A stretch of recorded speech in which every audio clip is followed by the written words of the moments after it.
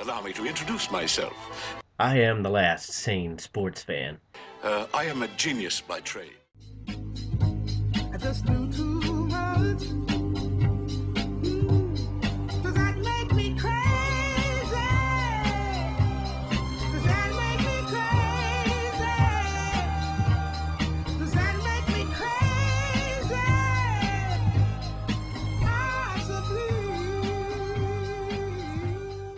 Hello, everyone, and welcome once again to The View from the Midwest. Well, we're going to talk a little bit about NHL coaching today, as it came down yesterday that Mike Babcock will now be made the richest coach in NHL history until the next one, because these things never seem to go anywhere but up. Mike Babcock is reportedly going to be given an 8-year deal by the Toronto Maple Leafs worth $50 million, which averages out to $6.25 million per year. And that basically is the ultimate idea behind today's show. Is any coach really worth that? Obviously, the Toronto Maple Leafs feel that Mike Babcock is worth that to them because they're loaded with money. They have... I don't know about their contract situation, so I don't know what kind of cap room they have. But they have an attractive situation. They have a lot of veterans, so I'm not necessarily saying right now. But they have a team that's capable, even though they haven't won in a long time. They have a team that's capable of bringing in free agent talent. Plus, they're going to get a decent draft pick this year. They're obviously not. They didn't win the sweepstakes. As many people felt they might. But ultimately, it's going to be a challenge for Mike Babcock, and obviously that's what he's interested in.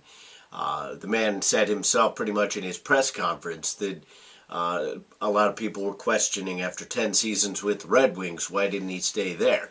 And he basically said, I'm 52, I'm not about to die, I'm ready for things to get going. So he's interested in this challenge, but it is going to be a challenge. Toronto has one of the worst winning percentages in all of hockey. They're in the top 5, bottom 5, whatever you wanna call it, in terms of winning percentages since 2006. So it's been quite a long time, and not since 66, 67 have they won a cup. As I mentioned, the Maple Leafs have the 5th worst winning percentage in all of hockey since the 05-06 season, coming in at .504. The only teams that have been worse in that time span have been the Panthers, Blue Jackets, Islanders, and Oilers, all of whom have made the playoffs more recently than Toronto. I guess I shouldn't say that because the Oilers probably have not been more recently. But you're also going to be burdened with pressure pretty much right off the bat. And it's kind of a situation that's like, well, are you up for that kind of challenge? Now, Mike Babcock obviously believes that he is, and he has reason to believe that. If you look at his statistics, just with the Red Wings, he ended up finishing 458, 223, and 105 for a .649 winning percentage. And in the 10 years that the Red Wings made the playoffs, he was 67 and 56. As in his time as a head coach overall, he's 78 and 53 all time in the playoffs, which is almost a .600 winning percentage. So he obviously has the coaching chops. But again, I go back to this pressure that's going to be put on you in Toronto right away. Toronto is a beautiful city. I've been there. I haven't been downtown, but I've been in the area. It's a wonderful place to be. They have some of the most passionate fans in all of sports. But you have to realize that you're getting into a situation where it's almost equating itself to European football. Despite that, they don't care that you haven't won in however many years. They don't care that their last Stanley Cup has been in the 60s. They have that European soccer mentality, and not everybody, but a large number. Basically, they want to win. They want to win now. If you can't do it, they will turn on you almost as quickly as Philadelphia fans will. I don't think Toronto fans go to those levels, but still, they put a lot of pressure on people. They're like the Chicago Cubs. If you can go in there and bring them a championship, you will be anointed a saint.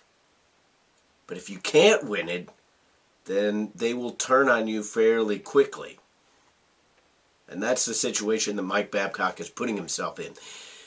And regardless of Mike Babcock in and of himself, I just can't convince myself that any coach is worth $6.25 million a year in professional sports.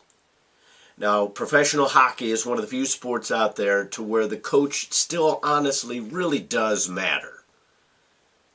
But it doesn't necessarily always translate into championships.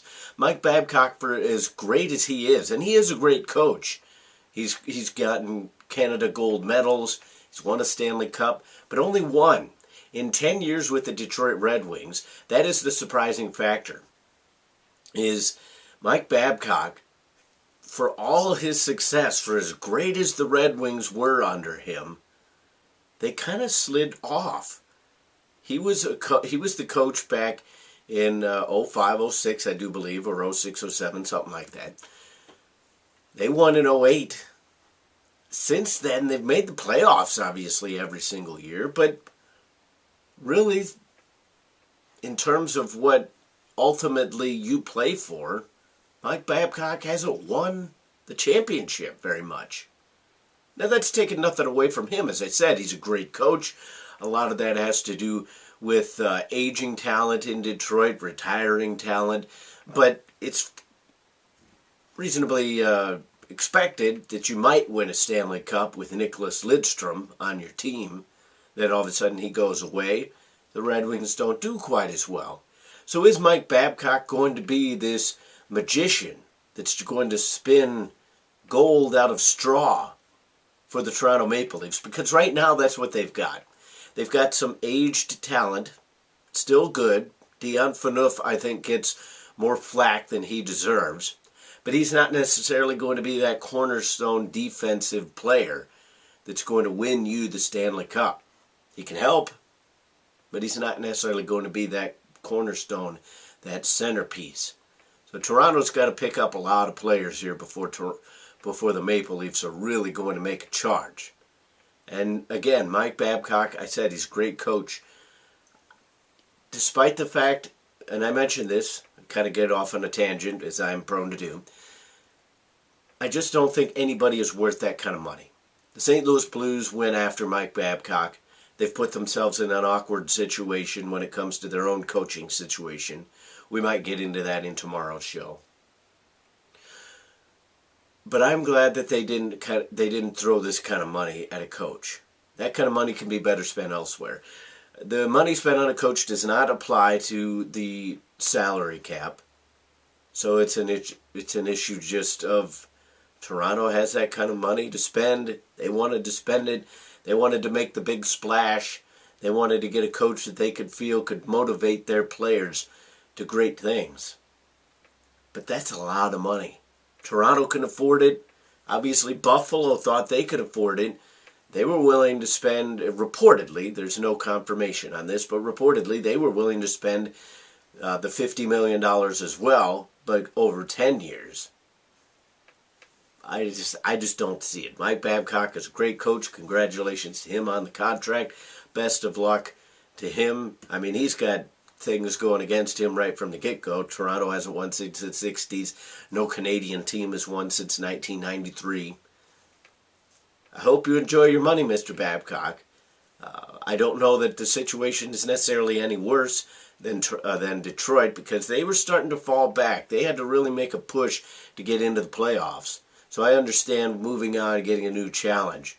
But again, Toronto's a tough place to be. It's a great place to be, but it's tough. And I just don't know that anybody is really worth that kind of money. That's the view from the Midwest. What is your view on today's topic? If you're watching on YouTube, comment, rate, and subscribe. Give us a thumbs up. If you're watching on Facebook, share it around with your friends. That's the view from the Midwest for today.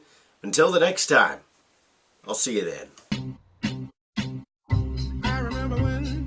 I remember when I lost my mind. There was something so pleasant about that place. Even your emotions have an echo in so much